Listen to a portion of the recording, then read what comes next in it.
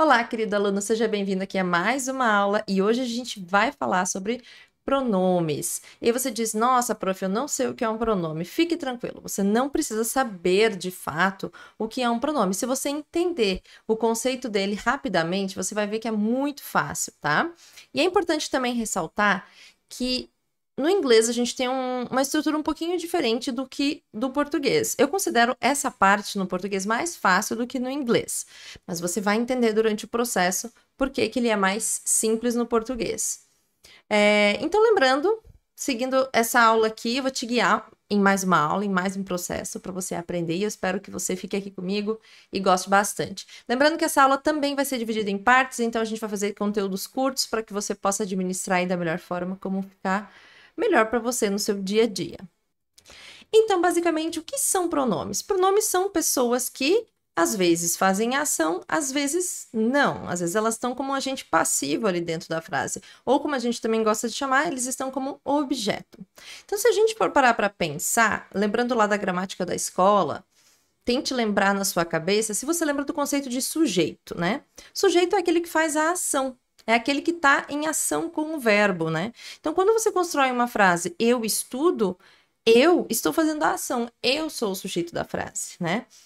Agora, se eu tenho uma pessoa depois desse verbo, então, por exemplo, eu conheço ela. Esse ela, ele vai funcionar como se fosse um objeto dentro da frase. Ele não está de fato fazendo ação, ele é como se ele fosse um terceiro dentro de toda a construção de uma frase.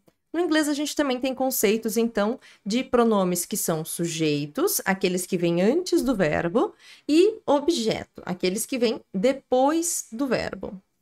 No português, a gente tem esses conceitos, mas eles são iguais. Então, quando eu falo a seguinte frase no português, eu conheço ela, ou então ela conhece ela, a gente sempre usa os mesmos pronomes, seja como sujeito ou seja como objeto.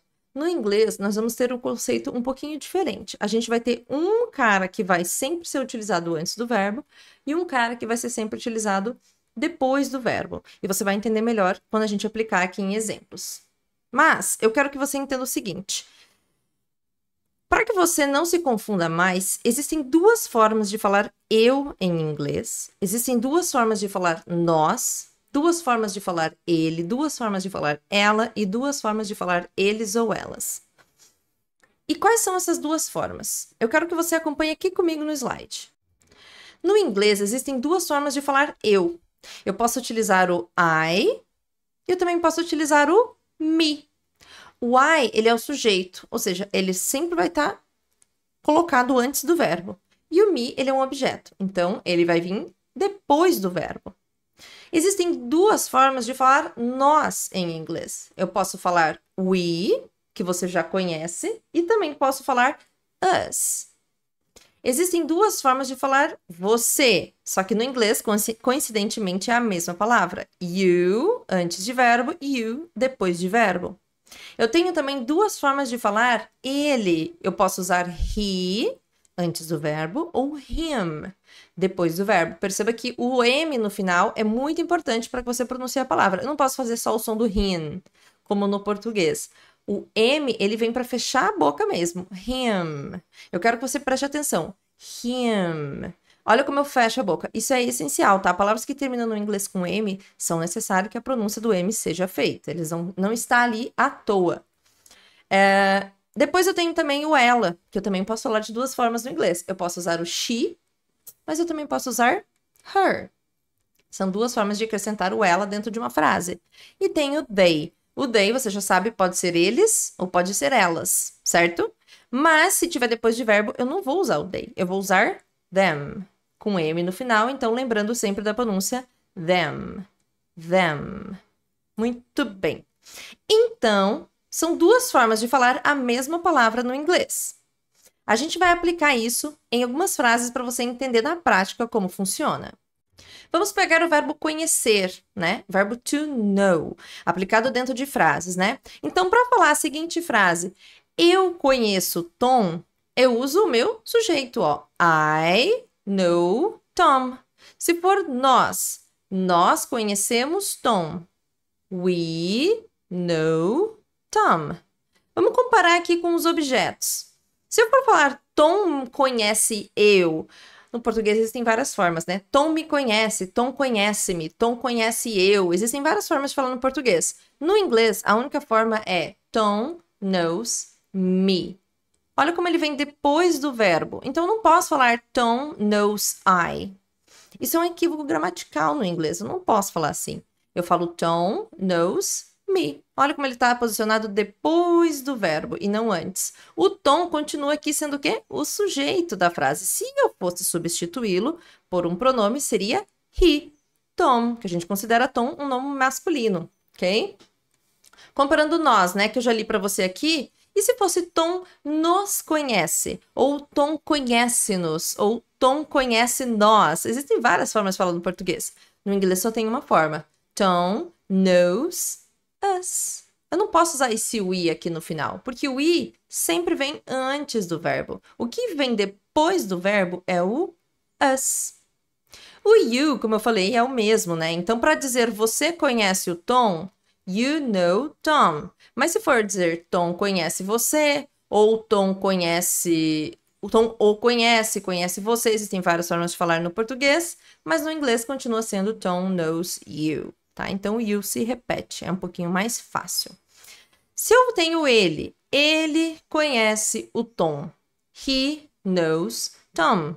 Mas e se eu quiser dizer que o Tom conhece ele? Aí eu tenho que mudar o pronome. Tom knows him. Him, porque vem depois do verbo. Se for ela conhece Tom. She knows Tom. Mas e se eu quiser dizer que Tom conhece ela? Tom knows her. Eu não uso mais o she. O she eu só uso antes do verbo, porque ele é o sujeito. É quem está atrelado à ação. Ele não está como um coadjuvante. E por fim o they, né? Que o they significa eles ou elas, como você já sabe. They know Tom. Eles ou elas conhecem o Tom. Mas e se eu quiser dizer que o Tom conhece eles? Tom knows them. Tom conhece eles ou elas, tanto faz. E lembrando que no português existem variações. Então, Tom conhece eles, Tom os conhece. No português pode mudar muito, mas sempre lembre, no inglês a gente não tem variações. É sempre isso, são sempre esses caras aqui, os objetos, que vão vir depois do verbo, e eu tenho aqui os caras que vêm antes, que são os sujeitos da frase. E aqui, é claro, a gente pegou o verbo know, né? Mas você pode colocar qualquer verbo aqui para você testar e se acostumar com essas estruturas. Então, digamos que eu substituísse pelo verbo gostar, que é o verbo to like, né? Então, se eu quiser dizer eu gosto do Tom, I like Tom. Mas e se for Tom gosta de mim? Tom likes me. Lembre que o like, o verbo gostar, já tem o de embutido dentro dele na tradução. Gostar de já significa to like, ok? Nós gostamos do Tom. We like Tom. Mas se for Tom gosta da gente? Tom likes us. E se for, sei lá, ela gosta do Tom? She likes Tom. Mas e se for Tom gosta dela?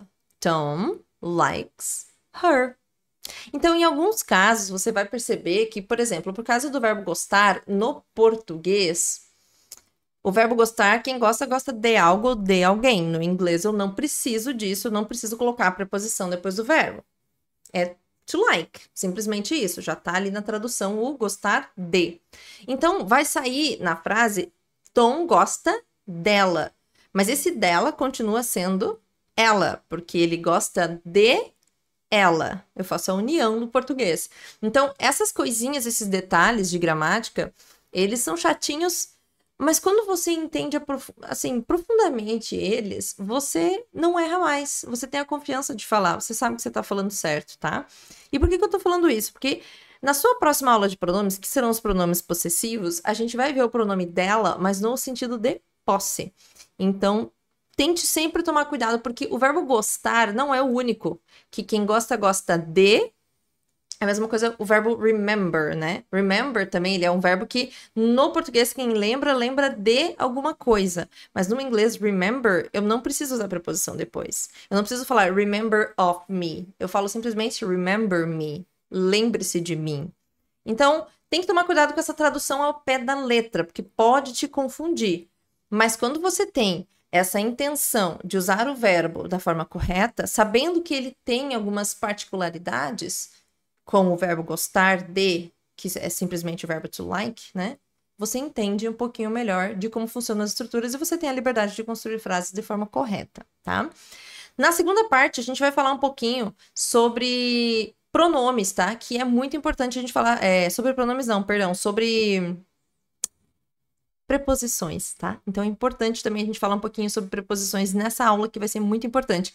Mas isso fica para segunda parte da sua aula, ok? Te vejo lá.